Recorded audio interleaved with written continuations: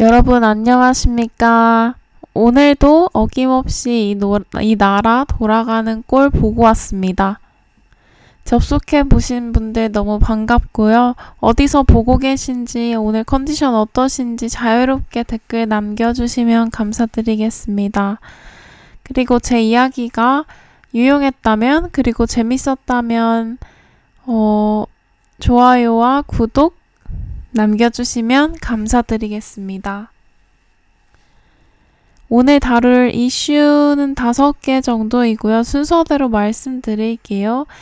먼저 지지율 최저치 얘기, 북핵 통계 논란, 트럼프, 김정은 병수, 왕이 반한, 패스트트랙 법안, 국민의힘 내홍, 조희대 대법원장 논란, 디지털 과세, 그리고 5.18 관련 논란까지 중간중간 채팅도 보고 여러분들도 의견을 따로 뺏겠습니다. 좀 오래 진행되는 만큼 편하게 마실 거 하나 옆에 두고 끝까지 함께 해주세요. 그럼 시작하겠습니다. 먼저 이재명 지지율 42.8% 최저치. 먼저 여론조사 이야기입니다. KSY 한국사회여론연구소에서 나온 조사인데요. 이재명 대통령 지지율이 42.8%로 나왔습니다. 취임 이후 최저가라고 합니다. 그리고 민주당 김민석 대표는 잘할 것이다 라는 응답이 38%가 나왔어요. 이 분석 프레임 40 초반이라는 숫자가 심리적 마지노선이라는 이야기를 많이 하잖아요. 이 최저치 갱신이라는 건 국정 운영에 대한 피로감이 누적되고 있다는 신호로 볼 수 있습니다. 그리고 김민석 대표에 대한 잘할 것이다 라는 반응, 이게 미래형이에요. 지금까지의 성과 평가가 아니라 앞으로에 대한 기대치 표현이거든요. 뒤집어 말하면 지금까지는 확신을 못 주고 있다는 해석도 가능하다는 거죠. 왜 지금 하락하냐? 이 시점에 왜 지지율이 빠지는지도 한번 짚어봐야 되는데요. 뒤에 다룰 국회 이슈들, 그러니까 패스트트랙 법안이나 여러 논란들이 겹치면서 여론에 영향을 줬을 가능성이 있습니다. 오늘 방송 뒤쪽 코너들 보시면 왜 이런 흐름이 나오는지 좀 더 입체적으로 보이실 거예요. 채팅에 지지율 조사 신뢰하냐 안 하냐 이런 것도 논쟁 포인트인데 소통 타임에서 따로 모아서 다뤄볼게요. 지금은 계속 갑니다. 네, 두 번째 이슈 북핵 통계 52개 vs 120개. 다음은 안보 이슈입니다. 북한 핵무기 보유량 추정치가 한미 간에 크게 엇갈린다는 보도가 나왔어요. 낮게는 57개, 높게는 120개까지 2배 넘게 차이가 난다는 겁니다. 언론에서는 고무줄 통계라고 표현했습니다. 제가 여기서 구체적인 추정 근거나 기술적 세부 사항까지는 다루지 않겠습니다. 저도 검증할 수 없는 영역이고 괜히 불안만 조정할 수 있거든요. 제가 짚고 싶은 건 이겁니다. 우리 안보와 직결된 사안인데 위협 규모조차 한미 간 통일된 그림이 없다는 거예요. 정보 공유 체계 문제인지 발표 시점이나 맥락에 따라 숫자가 오락가락하는 건지 국민의 입장에서는 알 방법이 없습니다. 정부가 투명하고 일괄된 기준으로 설명할 책임이 있다고 봅니다.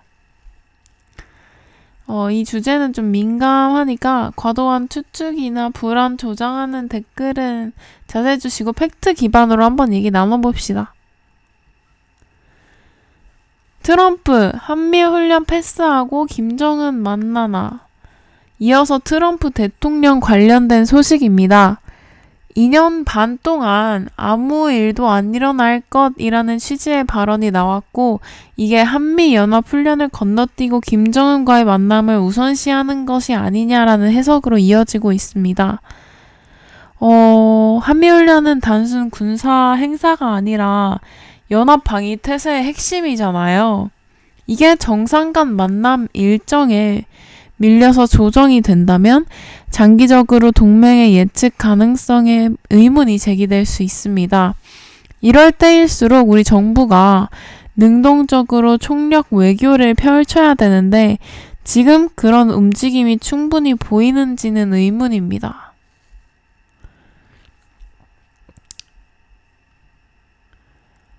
그 다음으로는 왕이방한 중국이 다시 다가온다를 주제로 담았는데요.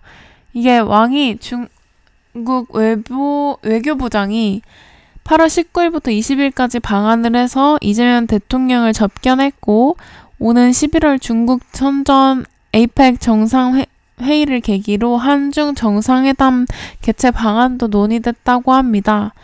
안보는 미국, 경제는 중국이라는 이중 전략 자체는 역대 정부들도 다 고민해온 문제입니다. 근데 타이밍이 중요합니다. 지금처럼 한미 간 안보 현황이 불안정한 시점에 중국과 고위급 교류를 서두르는 이 모양새가 되면 동맹 관리와 대중 관계 사이에서 메시지가 흐트러질 수 있다는 그런 우려 사항이 나오는 거죠.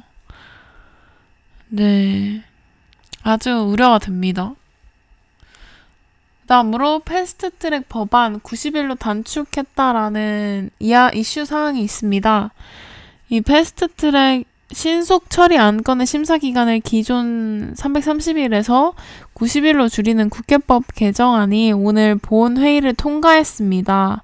제적 234명 중 찬석 153명, 반대 8명이었다고 하는데요. 330일에서 90일이면 거의 3분의 1 이하로 줄어드는 건데 이 처리 속도를 높이겠다라는 취지는 이해를 하겠지만 충분한 논의와 검토 시간이 확보되는지는 별개의 문제입니다.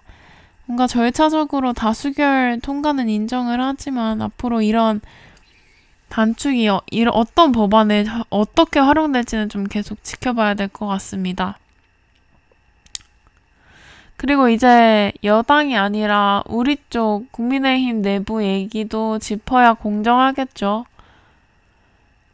국민의힘 중앙윤리위원회가 비당권파 의원 4명에 대한 징계 여부를 논의하고 있다고 합니다. 이 소명 절차가 마무리되면 오늘 결론이 나올 가능성이 크다고 합니다. 그리고 최고위에서는 당협위원장 선출 방식도 논의 중인데 장동혁 지도부가 안 싸우는 당협위원장을 물갈이를 내걸고 조직 정비에 나선 상황입니다. 솔직히 이 부분은 저희 내부 진영 이야기라 다루기 조심스러운데 그래도 짚고 넘어가야 합니다. 비당권파에 대한 징계, 당협위원장 물갈이, 이게 조직 쇄신을 위한 정당한 절차인지 아니면 특정 계파를 향한 힘빼기인지는 시청자 여러분도 의견이 달릴 수 있는 부분이에요. 제 개인적인 생각은 어느 쪽이든 절차적 투명성이 가장 중요하다는 것입니다. 징계 사유와 기준이 명확히 공개되지 않으면 어느 쪽 주장이 맞든 신뢰를 잃습니다. 네. 오늘 이슈 이렇게 다뤄봤고요. 지지율 최저치부터 시작해서 안보, 외교, 국회, 그리고 진영 내부 얘기까지 균형 있게 다뤄보라고 했습니다. 오늘 어떠셨나요? 채팅에 오늘 이야기 중 가장 인상 깊었던 이슈 하나씩만 남겨주세요. 그리고 구독과 알림 설정 해주시면 다음 방송 놓치지 않고 보실 수 있습니다. 함께 해주셔서 감사합니다. 다음 방송에서 또 뵙겠습니다.